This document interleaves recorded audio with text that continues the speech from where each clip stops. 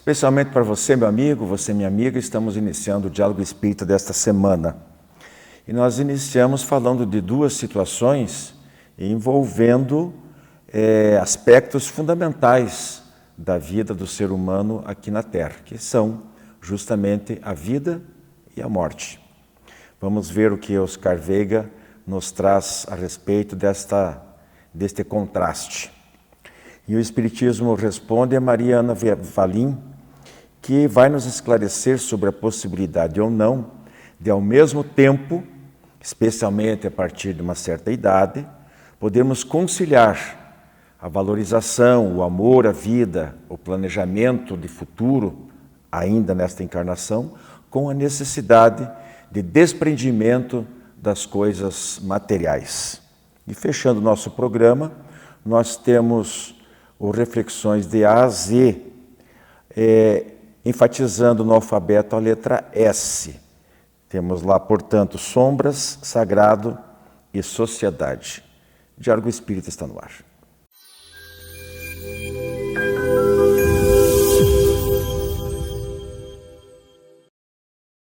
Na vida não vale o que temos, nem tanto importa o que somos.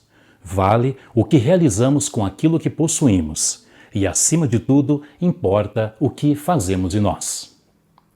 Com essa frase do nosso querido Chico Xavier, iniciamos o quadro Fonte Allan Kardec de hoje e o programa Diálogo Espírita.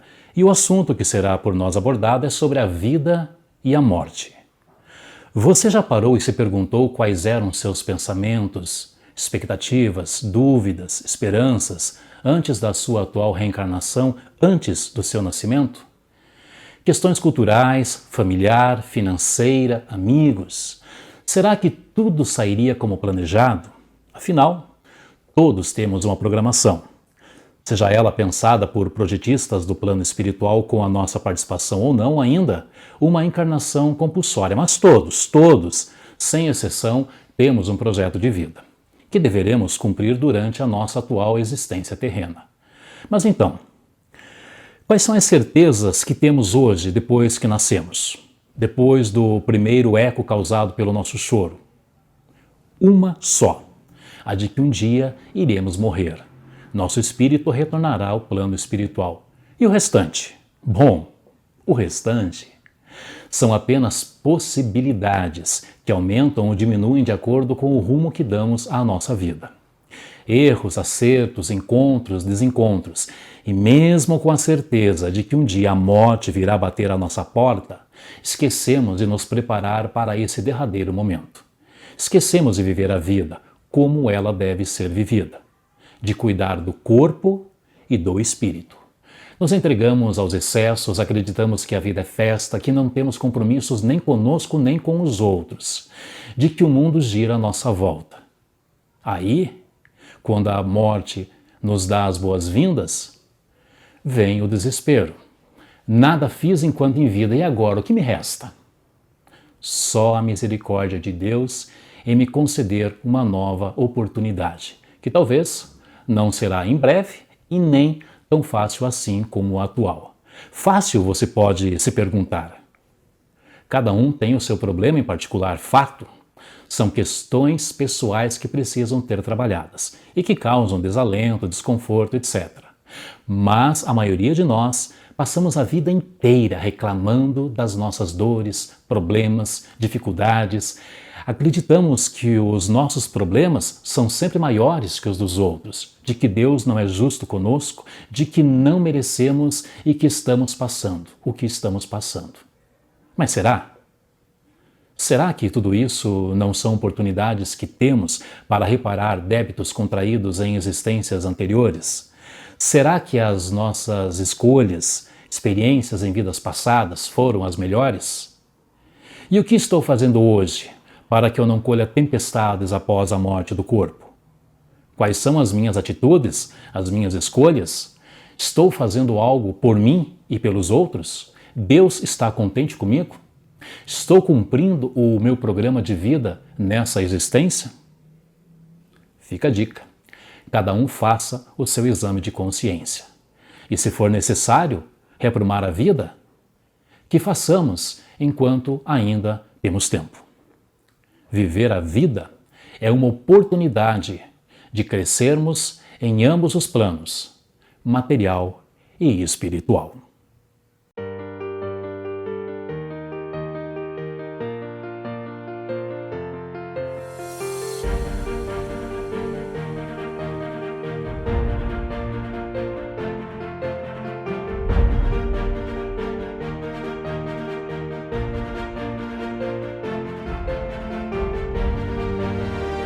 Jornal Comunicação Espírita.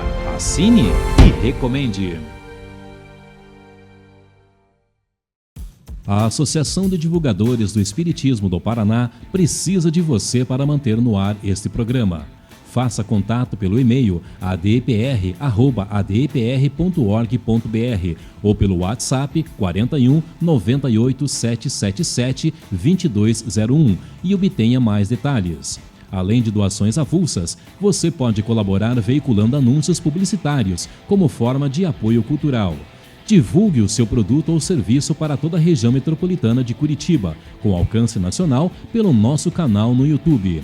Os valores dos anúncios são incríveis, muito abaixo dos praticados no mercado. Informe-se. Ajude você também a fazer o diálogo espírita cada vez melhor.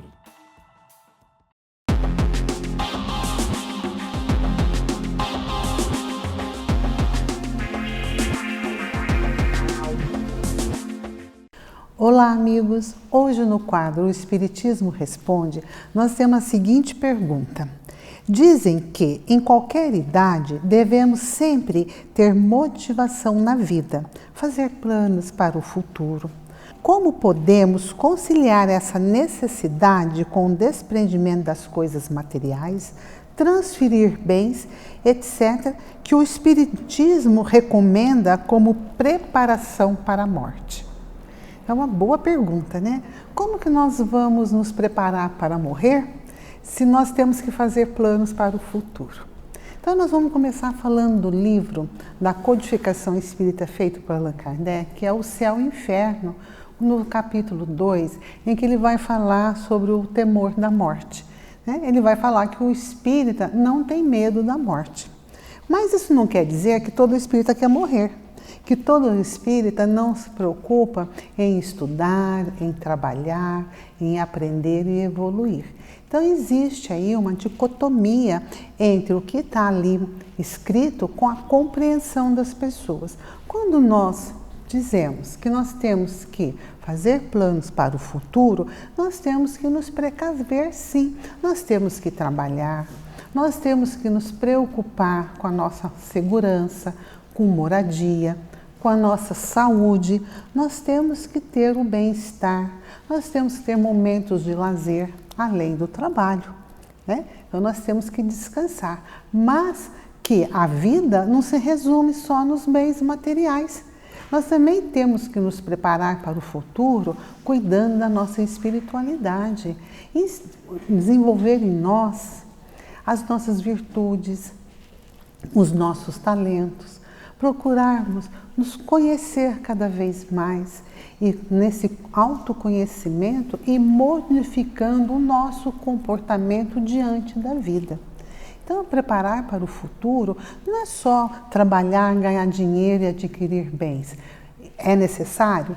É, ninguém está recriminando que é necessário, porque eu também não posso viver a vida igual lá aquele conto da cigarra com a formiga. Né? Que enquanto a cigarra está lá cantando, se esbaldando, a formiga estava trabalhando. Quando chega o inverno, a formiga tem o que comer, a sua moradia está aquecida, enquanto a cigarra está na penúria. Então nós temos que ser previdentes, sim, mas nós também devemos procurar aprender coisas que vão nos edificar. E também nós podemos aprender coisas novas profissões, aprender um idioma novo, né? Nós podemos viajar e conhecer lugares que vai agregar conhecimento, que vai agregar cultura e que vai nos fazer ter uma visão de mundo diferente do que nós tínhamos ontem. Então, o desprendimento é nós entendermos que tudo que temos aqui é passageiro, mas é necessário que os tenhamos para nos proteger. mas que a vida só não resume só nisso, né? Nós devemos sim desenvolver em nós o respeito, a caridade, o amor ao próximo, né? O amor por nós mesmos, né? Observar como que nós estamos nos comportando, o que nós estamos fazendo no meio em que convivemos, se nós somos pessoas gentis ou se nós somos aquelas pessoas de difícil trato, como a gente às vezes escuta assim, ai, fulano é carne de pescoço, né? Então nós devemos nos observar e nos preparar, porque quando nós formos chegar à nossa hora, que nós tenhamos uma boa morte, mas que para termos uma boa morte, nós temos que ter tido uma boa vida, para que nós possamos ficar em paz. Então, esse preparo requer de nós que tenhamos sempre em mente que tudo que é material fica. O que nós vamos levar em nossos corações foram tudo aquilo que edificamos, aquilo que nós fizemos para nós de bom e para os que estão ao nosso redor. Então, como conciliar o bom senso, o estudo, a observância, o que eu não quero para mim, eu não quero para o outro. Aí é o primeiro princípio do respeito, que possamos sempre pensarmos, observarmos e refletirmos. As leis de Deus, as leis naturais são imutáveis, porque é a lei do amor, a lei do progresso. Fica aqui, meus amigos, uma dica para que nós possamos juntos nos prepararmos, sim, preparar nossa malinha, porque na hora que chegar, a nossa mala vai estar vazia de conteúdos materiais, mas cheinhas de virtudes, de esperança e de muito amor. Você conhece o Clube do Livro Espírita de Curitiba? Com ele, você tem descontos de até 60% no preço de capa. E a cada 2 meses, recebe 1 ou mais livros em seu endereço. Associe-se e tenha o melhor da literatura espírita em sua casa e ainda ganhe uma assinatura do jornal Comunicação Espírita durante o período de 1 ano. Clube do Livro Espírita de Curitiba. Associe-se e contribua para a manutenção do programa Diálogo Espírita.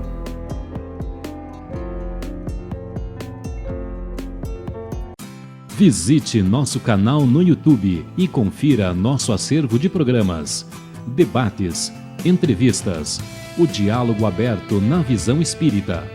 Programa Diálogo Espírita, ADEPR no YouTube.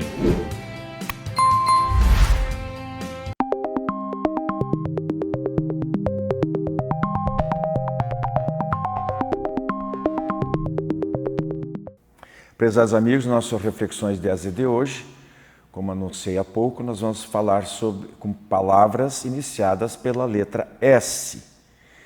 E a primeira delas é sombras.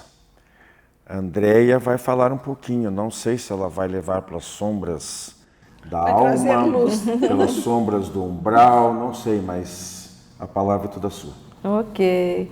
Bem, essa terminologia, né, esse termo, sombra, ele está dentro, na verdade, da teoria junguiana, que foi um eminente psiquiatra, estudioso da psique humana, do inconsciente, era discípulo de Freud.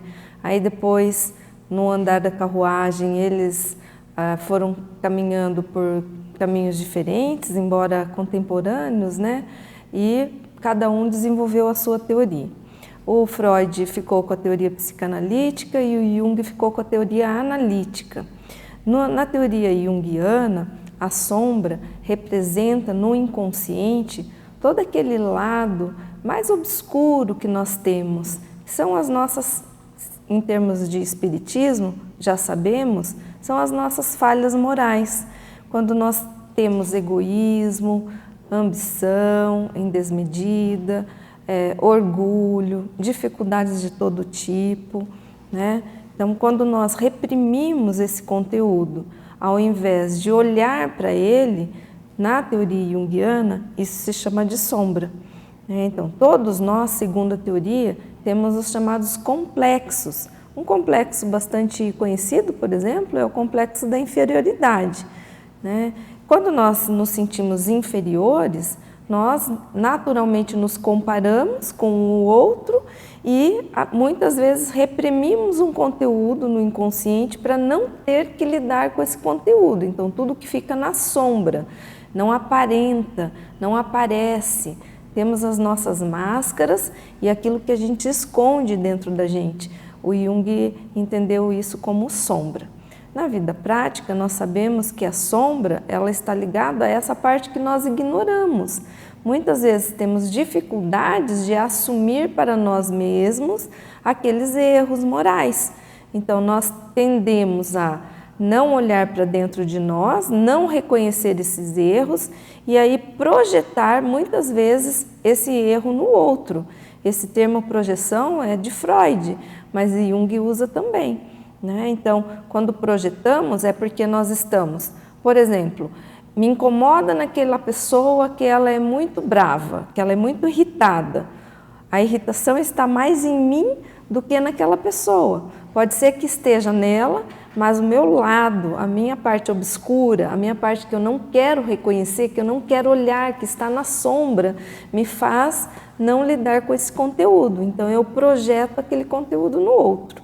Então, é muito importante a gente olhar para dentro de nós mesmos e reconhecer os erros. Reconhecer os erros não é assumir o erro no sentido de deixar para lá ou não vou mais me dedicar para isso. Pelo contrário, quando nós sabemos que somos orgulhosos ou egoístas ou ambiciosos ou vaidosos, é que nós temos condições de administrar melhor essa falha moral, que, entre aspas, é a sombra.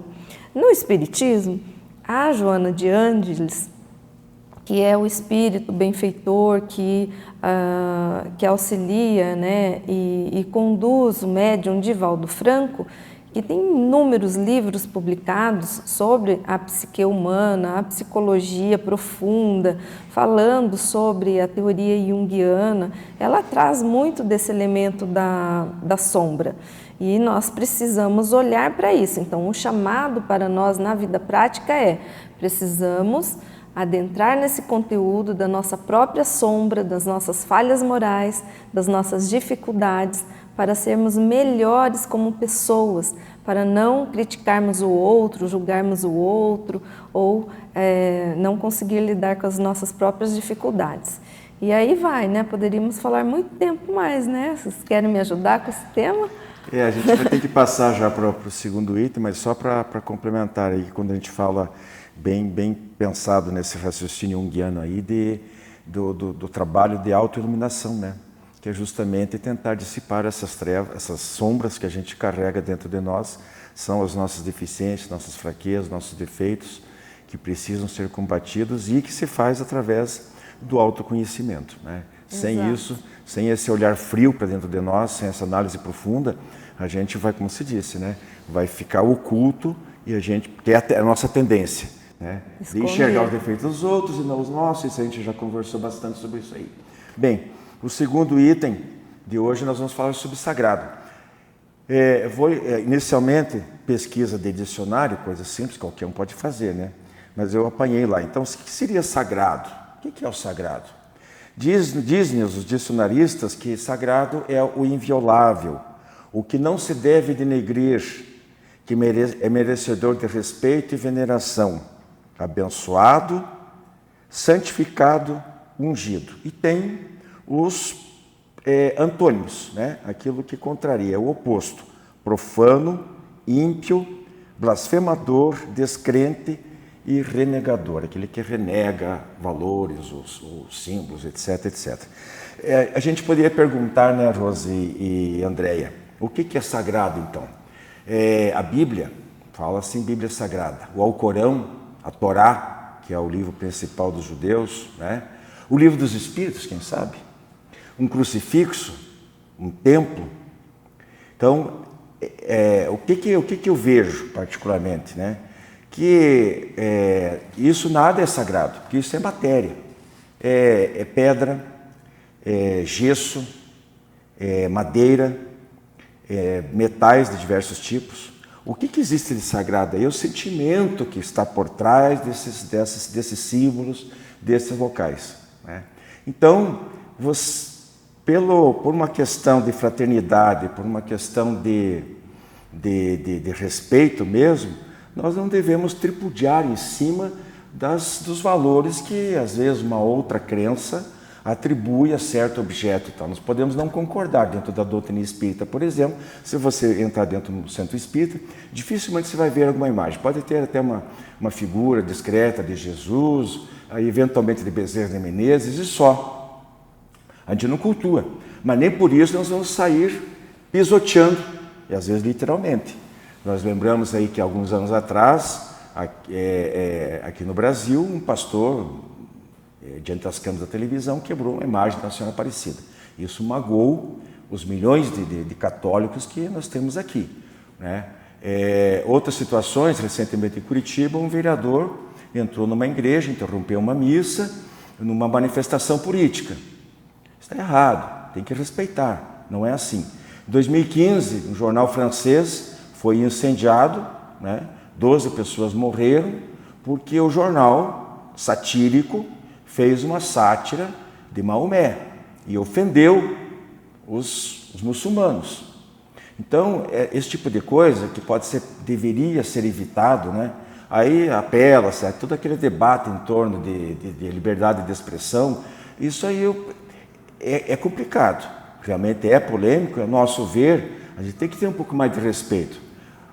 Se é um órgão de imprensa, se é uma pessoa individualmente, aí é outra questão. Aqui no Rio de Janeiro, aqui no Brasil, recentes carnavais também, Jesus foi figurado numa pessoa que foi arrastada no asfalto, apanhou da polícia, o uso de crucifixo de uma maneira absolutamente revoltante. Eu não vou dar detalhes aqui, todo mundo deve ter ouvido falar, né? E agora culminou com a abertura da cerimônia de abertura das Olimpíadas, onde pegaram uma representação da Santa Ceia, né? E desvirtuaram, colocando drag queens, etc. Com a clara intenção de macular, de agredir, de ofender, né? Os cristãos de modo geral. Não havia necessidade disso. Então, a Santa Ceia, o quadro original de Leonardo da Vinci, é uma tela, né? Pinturas, tem ali alguns materiais, óleo, etc, etc. É matéria. Não tem nada de sagrado na representação da Santa Ceia. Mas o que ela evoca para os cristãos, isso sim é de grande importância. Não há necessidade de se apelar para coisas tão baixas, para comportamentos tão inadequados. Nós podemos não gostar, mas respeita os outros, né? Bom, o meu era sagrado. Oi? O meu tema é sagrado. O seu é sagrado. Eu não sei se sobre o tempo você fala ainda sobre isso. Eu só gostaria de esclarecer uma coisa.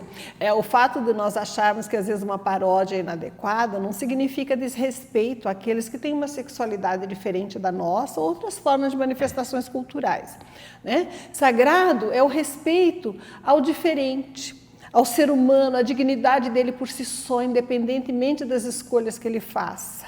E o respeito à vida e a Deus.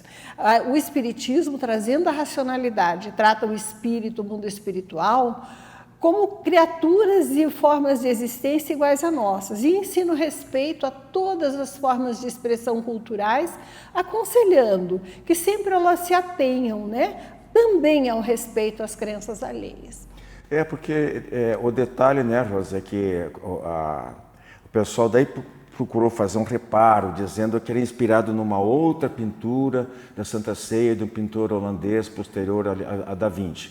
E pior, a evocação foi dos bacanais de Baco, né? Romano, ou de Dionísio, o deus grego do vinho. E tinha um cidadão lá, praticamente nu, em cima da mesa que representou a Santa Ceia. Então, a intenção ficou muito nítida para qualquer pessoa que viu que aquilo ali não era uma maneira de... porque a ideia central da abertura das Olimpíadas era em nome da diversidade. Mas forçaram a barra, né? Então, quando você quer defender uma coisa para você, agredindo, destruindo o outro, aí... Passou do bom gosto, O último item rapidinho. Sociedade. Sociedade. Sociedade. O que nós temos sobre sociedade, né, na doutrina espírita? Quando Kardec codificou a doutrina espírita e os espíritos trouxeram aquela série de comunicações sobre a vida no plano espiritual, o objetivo óbvio daquela compilação filosófica doutrinária não era tratar apenas das questões espirituais para a vida pós-mortem, mas trazer renovação social para o mundo na forma em que estamos. A ideia de que a vida continua, de que há consequências boas ou más para as nossas escolhas, que as dificuldades e os desafios que nós enfrentamos fazem parte de uma programação milenar do nosso progresso espiritual, elas visam, acima de tudo, reforçar os laços sociais. O respeito à família, o respeito à diversidade, o respeito às outras culturas e aos outros povos. A ideia da doutrina espírita era não constituir um corpo religioso novo, não era essa a ideia do Kardec. Era sim facilitar o entendimento entre todas as religiões existentes, para que elas, tendo provas da sobrevivência da alma, pudessem se unir em seus pontos essenciais e abandonar as pequenas divergências doutrinárias que separam, mas não unem em fraternidade o ser humano. E o objetivo maior de toda a revelação espiritual, ainda que trabalhada pelo homem como a doutrina espírita, é trazer a renovação social, aqui e agora, pela demonstração da transformação moral de cada um, na melhoria da condição pessoal e no serviço que se preste ao próximo em busca do progresso comum. A lei da sociedade é uma das chamadas leis morais que consta lá do Livro dos Espíritos, são 10 ao todo, né? E é isso que a Rose colocou, né, Andréia? É a necessidade que nós temos, ninguém progride sozinho, isso nem na vida material, né? E nem do ponto de vista espiritual. Nós dependemos na vida material praticamente tudo. Nós produzimos, podemos até produzir, mas coisas que são para os outros. E nós dependemos do nosso vestuário, o alimento, o transporte, o médico, o engenheiro que construa a nossa casa, o arquiteto, seja lá o que for. Então essa interdependência faz com que realmente a gente aprenda a abrir mão de muita coisa das nossas opiniões, da nossa maneira de ser, ceder espaço para que os outros também cresçam e se desenvolvam, né? No convívio social. Sim, exatamente. E a gente tem que lembrar que o homem é social, cultural, biológico e espiritual. É o equilíbrio, não é? Não é nem na balança, não pode pesar um mais do que o outro. Em sociedade a gente precisa ser cooperativo.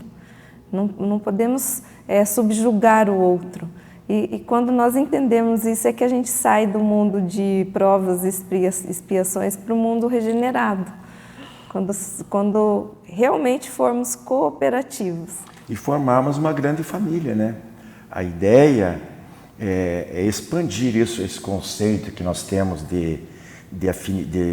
com os afins mais próximos, né? Aqueles que vivem sob o mesmo teto, depois os parentes mais próximos, cada um nas suas casas e tudo, mas a gente tem uma convivência maior, os amigos, vizinhos, que isso aí vai se expandindo, que a gente passa realmente a tratar os outros como a gente gostaria de ser tratado. Então isso é fundamental, esse aprendizado. Apesar que a gente via, principalmente antigamente, os monges vivendo isolados e se dedicando à busca da sabedoria e tudo, mas na verdade o grande aprendizado se faz pela convivência. Conviver, né? Exato.